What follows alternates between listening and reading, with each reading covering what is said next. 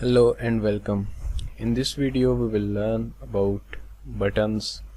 So first of all, let's search here for a button and drag and drop button below this text field, anywhere below this text field. So as we have dropped our button here, so as you can see we haven't set any constraints to it. So I'm going to set its left and right constraint because I want it to be centered horizontally. And the other thing is that we want this text view to be below this my name is field. So what we need to do is we need to attach its top constraint to this field. Alright, so now it's below this text view. But what I want is I want that there should be some margin between the text view and the button. So what I need to do is switch the button properties on the right side, and from here I can set top margin. It's by default 8. I can set for example 16, so it will come down a bit, and for example I set it to 32, like so. No button is at the perfect position. So the next thing is that we want that when this button is clicked, this text should change. We want this behavior from this application. In order to do that, we need to write some Java code, because we need to check when this button is clicked, we need to change this text. This cannot be done in our XML or the designer. We need to write some backend code that will manage the click event on this button. So for that, what I'm going to do is I'm going to go to my main activity.java file, and here you can see here is a bit of code written. If you don't understand this code, don't worry, you will understand shortly. So first of all, let's start with the public keyword. Public is something, it is also called access modifier in Java. This denotes that this class of code can be used anywhere in this project. It's public, so that's why I can use anywhere in this project. And then the keyword itself, class, that tells us that this is going to be a class whose name is main activity. And the next keyword is extends. Extends in Java means that it is inheriting from app compat activity. What that means is that there is some activity called app compat activity written by Android developers, and we are inheriting some features of that activity into our main activity.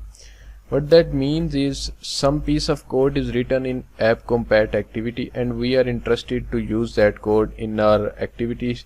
So we need to extend our activity from that particular activity, and we can use that piece of code in our activity. For example, here you can see this is a function or a method. So a function is something that is written to execute a particular task. So you can see it says override @override. What that means is this piece of code is written in app compat activity, and we are overriding that function, and we want to add some extra features to that function. There is some sort of code written in app compat activity that we are using here.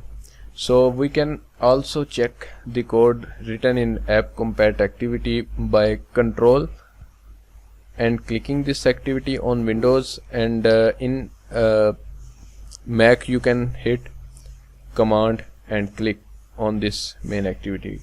What this says is this is showing a warning because this code is written in written by Android developers, and so we want to go to that particular piece of code and we want to see that.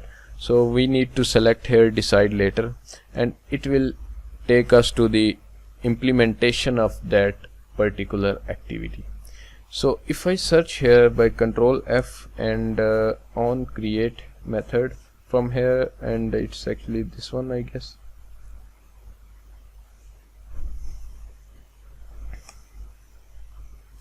File is read only. I can't actually change this file. Let me search for Control F on create,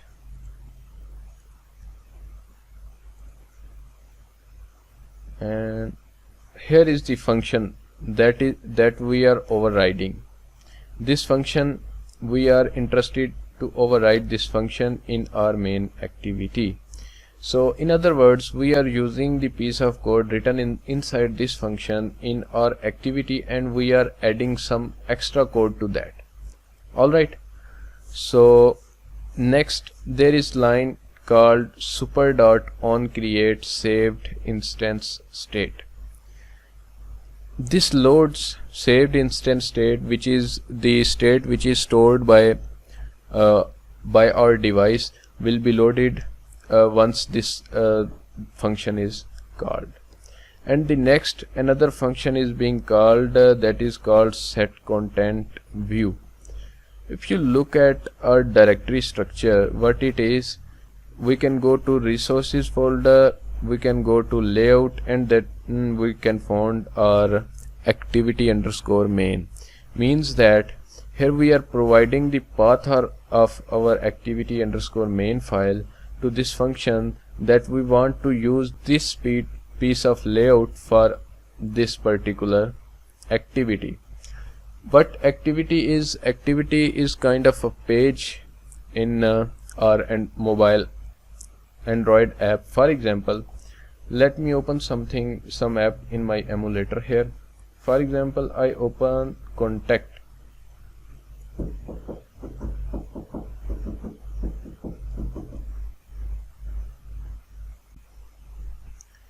So now we are going to actually create a function here outside this on create.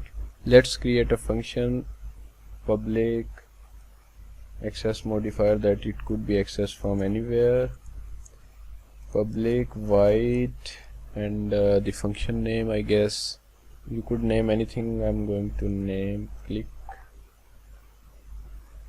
listener, for example.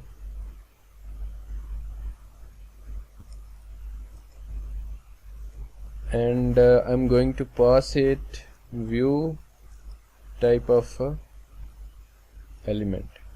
Alright, so this function will be called whenever we click on that particular button. Alright, so how can we use that? First of all, we need to give our text view an ID that is, for example, already given is text view. So if we want to use the already given ID, so we can use that by just I'm going to create an object of text view here, text view,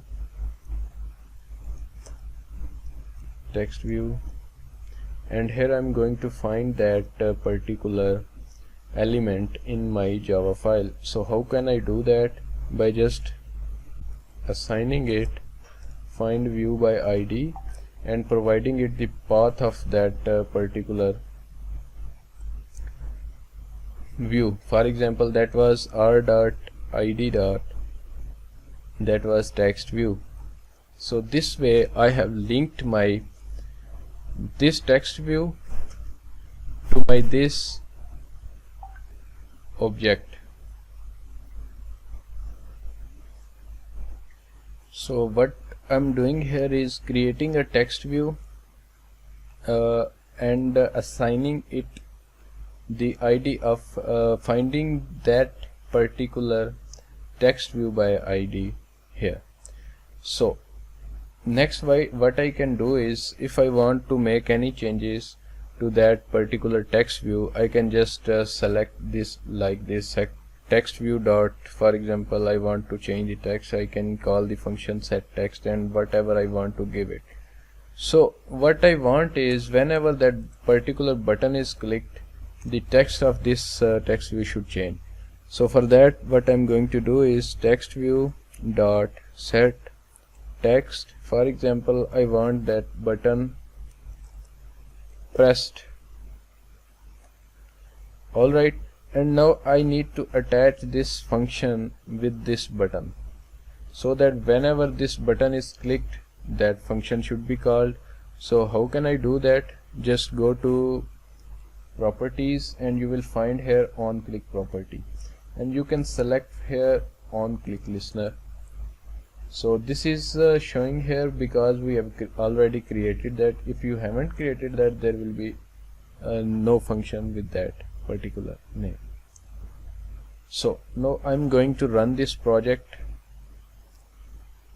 and see it in action. Here is my emulator.